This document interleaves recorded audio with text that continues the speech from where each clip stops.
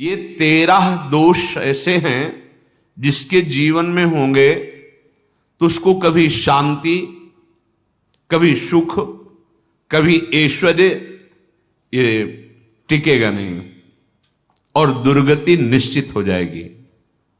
बहुत ध्यान से सुने। एक श्लोक में 6 दोष और दूसरे श्लोक में 7 दोष। उपासक को कभी इन दोषों को अपने अंदर टिकने नहीं देना चाहिए। और जो संसार के मार्ग में चल रहे हैं, अगर इन दोषों में चलेंगे तो हुआ जो आपके पुण्य कर्मों से ऐश्वर्य है भी वो नष्ट हो जाएगा। आप दुख, चिंता, शोक से ग्रसित होकर बड़ा दुख में जीवन व्यतीत करेंगे और आपकी गति बिगड़ जाएगी, दुर्गति हो जाएगी। विकत्थनः स्पृहायुर्मनस्वी बिभ्रत कोपम चपलो अरक्षणश्च एतान् पापाः षण्णराः पाप धर्मान् प्रकुर्वते नोत्र सन्तः सुदुर्गे संभोग संविद विषमोति मानी दत्तानुतापी कृपणो बलीयान् वर्ग प्रशंसी वनितास्तु देष्टा एते परे सप्तनशंस वर्गाः। जो अपने मुख से अपनी बड़ाई प्रशंसा करता है, ये 13 लिख लो दिमाग में, डायरी में, क्योंकि ये नोट हो रहा है, आवाज डाली जाएगी, आप बार बार सुन, इनसे बचिए। अपनी बड़ाई, अपनी प्रशंसा कभी अपने मुख से नहीं करना, नहीं तो आपके पुण्य नष्ट हो जाएंगे, बुद्धि भ्रष्ट माने गिर जाएगी। अगर परमार्थ में चल रहे हैं तो भी, और व्यवहार में तो पुण्य नष्ट हो ही जाएंगे। बुद्धि गिरी हुई तभी ऐसी बात होती है। और यह दोष बहुतायत है, ये बहुत प्रभावशाली है। अपनी बड़ाई मारना, इसको देख लो, पकड़ो, सत्संग है। अपने मुख से कभी अपनी बड़ाई ना करना। अगर कोई अपने मुख से अपनी बड़ाई करता है तो उसके सुकृत नष्ट हो जाते हैं, बुद्धि भ्रष्ट माने गिर जाती, पतित हो जाती है, फिर निर्णय ठीक नहीं। अगर हमारा सारथी, हमारा ड्राइवर मूढ़ हो तो कहीं भी हमको गिरा देगा, तो वो बुद्धि भ्रष्ट मतलब गिर जाती है, निर्णय करने लायक नहीं रहती। अपनी प्रशंसा अपने मुख से करना। दूसरा, लोलुपता, ये वृत्ति नहीं होनी चाहिए। धर्म से चलेंगे, धर्म के द्वारा जो हमें प्राप्त होगा उसी से हम अपना भरण पोषण करेंगे। आपके बच्चे स्वस्थ होंगे, बुद्धिमान होंगे, परिवार में बहुत सुख और शांति होगी। भले दीपक की तरह जलो, बहुत काल तक रहेगी। लक्ष्मी जी भी आपके घर में बहुत काल, हम ये नहीं कहते कि बहुत नहीं, जितनी है बहुत सुख शांति से चलोगे। अगर लोलुपता करोगे, हिंसा, छल कपट, व्यभिचार, चोरी, ऐसे धन आ जाए, वो आएगा, लेकिन वो हाइलोजन की तरह आएगा, एकदम प्रकाश और फ्यूज, बिल्कुल अंधकार करके जाएगा। देख लेना, तुम्हारे जो सुख के हेतु हैं, तुम्हारा शरीर, तुम्हारे बच्चे, तुम्हारी पत्नी, तुम्हारा परिवार, उसको देख के तुम रात दिन जलोगे बिना आग के। ऐसे उनके आचरण होंगे, ऐसे उनके अंग होंगे, ऐसे उनके दिमाग होंगे, ऐसा उनका व्यवहार होगा। ये लोलुपता अगर उपासक में या किसी में है तो उसको नष्ट कर देती है। सावधान।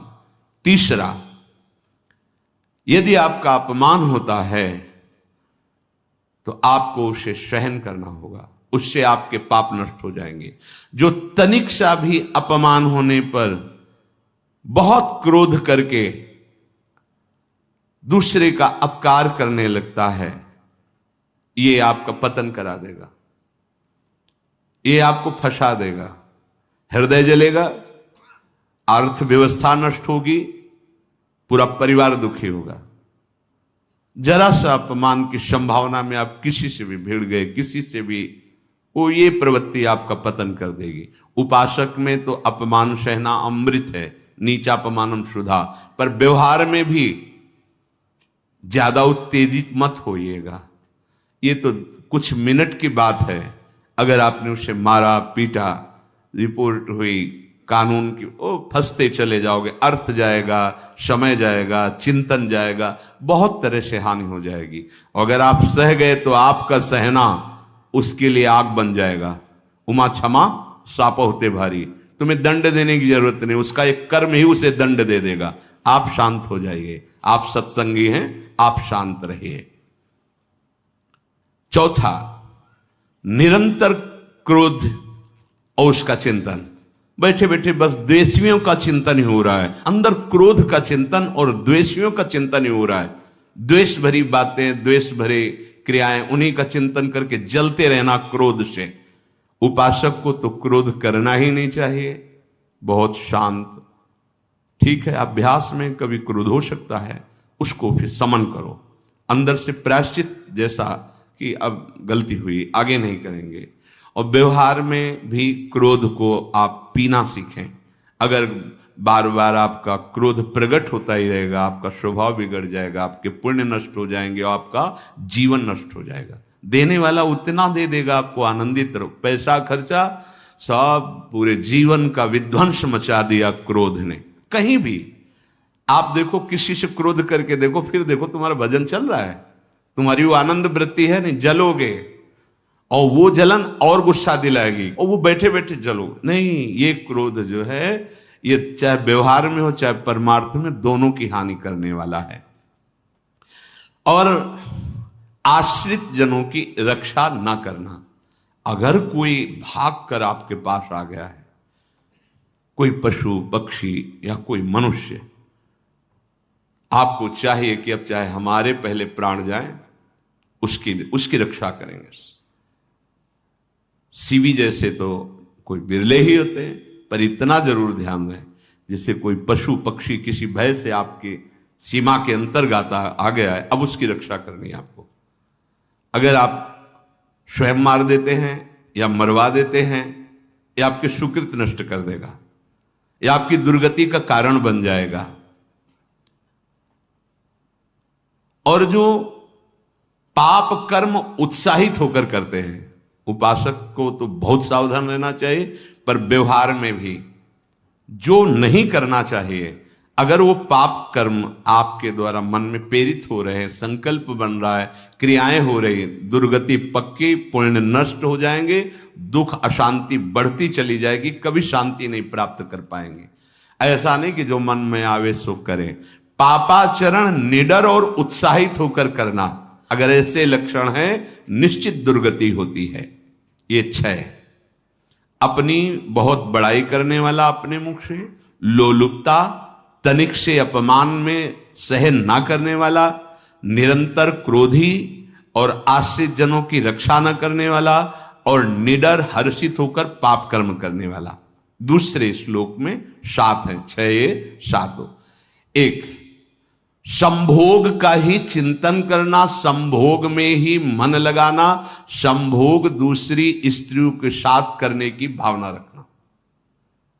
संभोग पहला है, संभोग। रात दिन बैठे बैठे बस यही चिंतन करना, गंदी बातों का, गंदी बातें देखना, गंदी बातें सुनना, गंदी बातों का चिंतन करना। फिर अन्य माताओं बहनों के प्रति काम दृष्टि से देखना, कोई आ जा रही है तो दृष्टि से, काम भाव से देखना, भोग बुद्धि से देखना, निश्चित पुण्यनाश दुर्गति। बड़े बड़े उदाहरण इतिहास में हैं जिन्होंने ऐसा दृश्य नेत्रों से देखने की चेष्टा की, मन में संकल्प किया भोगने का, नष्ट हो गए, चाहे वो कितने बड़े प्रतापी हो। ये दुर्योधन कोई साधारण थोड़ी है, भगवान व्यासदेव जी के द्वारा ही तो लो, भगवान व्यासदेव जी ही इसकी उत्पत्ति का कारण है। आप देखो, इतने महान पुलस्त जी ही उत्पत्ति का कारण है रावण की। बस यही ऐसे दोष हैं जिनके कारण जीव नष्ट हो जाता है। ठीक है, धर्मयुक्त काम भगवान ने आदेश किया है, आपका पाणिक ग्रंथ संस्कार हो गया है, संतानोत्पत्ति की भावना से कुछ पवित्र तिथियों का त्याग करते हुए चर्चा में हुई है। एक नियम है, एक आदेश है शास्त्र का। आप बहुत काम प्रवृत्ति वाले हैं तो प्रत्येक मास में जब माताएं बहनें पवित्र हो जाती मासिक धर्म से, तो जिनका पाणी ग्रहण आपने किया, जो पत्नी स्वरूप है, वो ठीक है। वहां भी बार बार के लिए व्यभिचार प्रवृत्ति के लिए शास्त्र आदेश नहीं करता, संयम पूर्वक, और उसका चिंतन नहीं करना। पाणी ग्रहण संस्कार है, घर में विराजमान है, एक संयम एक नियम के अनुसार उसका चिंतन तो फिर भ्रष्ट कर देगा। चिंतन प्रभु का करना है, चिंतन प्रभु की सेवा जो आपके कर्तव्य, इसके चिंतन से बचो। घातक है, बहुत बड़ा जहर है। अगर विषय चिंतन होने लगा तो मरोगे, जिंदा जलोगे, दुर्गति भी होगी। ये अंदर की जो आग है ना, कामाग्नि, ये इतनी बढ़ती चली जाएगी, तुम्हारे होश खराब हो जाएंगे कि मुझे क्या करना चाहिए क्या नहीं करना चाहिए। कुआ मदांधो मदनातुरोवा, अंधा हो जाएगा, नहीं दिखाई देगा अनुजा तनुजा क्या है कौन है, कुछ नहीं, भ्रष्ट बुद्धि। संभोग का चिंतन नहीं। धर्मयुक्त काम आदेश है शास्त्र में। यदि आप प्रवृत्ति मार्ग में हैं तो अपनी पत्नी को जो पाणी ग्रहण स्वीकार किया है, वहां भी पवित्र तिथियों का त्याग करते हुए, एकादशी है, रामनवमी है, नव दुर्गा है, जन्माष्टमी है, राधाष्टमी, जो पवित्र तिथियों का त्याग करते हुए और ऐसे जो मर्यादाएं हैं उसके अनुसार, और कहीं पराई स्त्री के साथ संभोग की बात निश्चित दुर्गति पक्की है। ऐसे ही माताओं के लिए है, स्त्री शरीर के लिए है। यदि वो ऐसी गलत चेष्टा, तो पतिवंचक परपति रति करही, रौरव नरक कल्प सत परही। ये भोग चिंतन से बचने की चेष्टा कीजिए तो क्रिया से अपने आप बच जाएंगे। क्रिया के पहले चिंतन होता है, चिंतन से ही क्रिया का आवेश आता है। चिंतन संभालिए, इसी से भगवत प्राप्ति होती है, चिंतन से, और इसी से दुर्गति भी होती है। अनन्यश्चिन्तयन्तु माम, भगवान चिंतन कह रहे मेरा करो, कर्तव्य कर्म मेरे को समर्पित करो।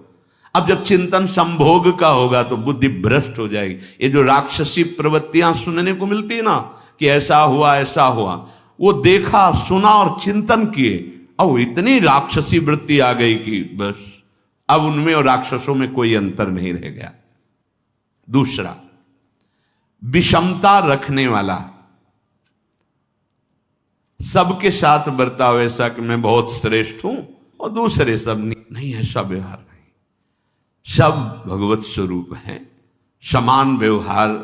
जैसे आपके भोजन है तो जो आप पा रहे हो वही सबको दीजिए, बैठने की व्यवस्था, उठने की व्यवस्था, क्रम बाय क्रम, पर उसको भी नीच भाव से मत देखिए।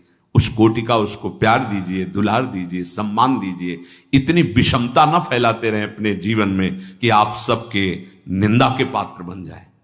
विषमता नहीं, सबको प्यार। हाँ ठीक है, पुत्र का अलग प्यार है, भाई का अलग प्यार है, पिता का अलग प्यार है, पर हमारा व्यवहार प्रीति युक्त होना चाहिए, विषमता भरा नहीं होना चाहिए। अगर हमारे चित्त में विषमता ही रही तो संसार है, प्रभु नहीं है। जीत विषम संसार कीर्ति जग बिस्तरे। जो विषमता पर विजय प्राप्त कर लेता है वही भगवत प्राप्ति का अधिकारी। ये विषमता बहुत बड़ी हानि है। तीसरी बात, अत्यंत मानी होना। जहां आपके प्राण कमजोर होंगे, पुण्य नष्ट होगा, आयुश्री सब नष्ट होना है, ऐसे आचरण करवाएगा गुरुजनों के साथ, महापुरुषों के साथ। ये बहुत नीच प्रवृत्ति है। अत्यंत मान प्रियता, मुझे सम्मान मिले, उत्तम प्रवृत्ति है। सबको मान देना, स्वयं अमानी रहना। चौथा, दान देने की बात कह के मुकर जाना या दान देकर पश्चाताप करना।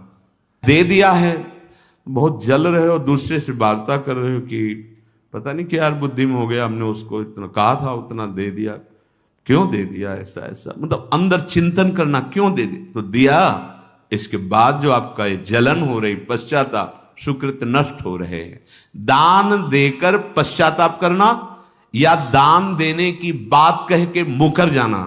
जैसे आपने कह दिया आपको इतना इतना ऐसा, अब आप मुकर गए, ब्याज सहित तुम्हें देना होगा, ये तुम्हारी दुर्गति का कारण बन जाएगा। ऐसे ही नहीं बोलना चाहिए, बहुत होश से। वाणी एक अमोल है, जो कोई बोले जान, ये तराजू तौल के तब मुख बाहर आन।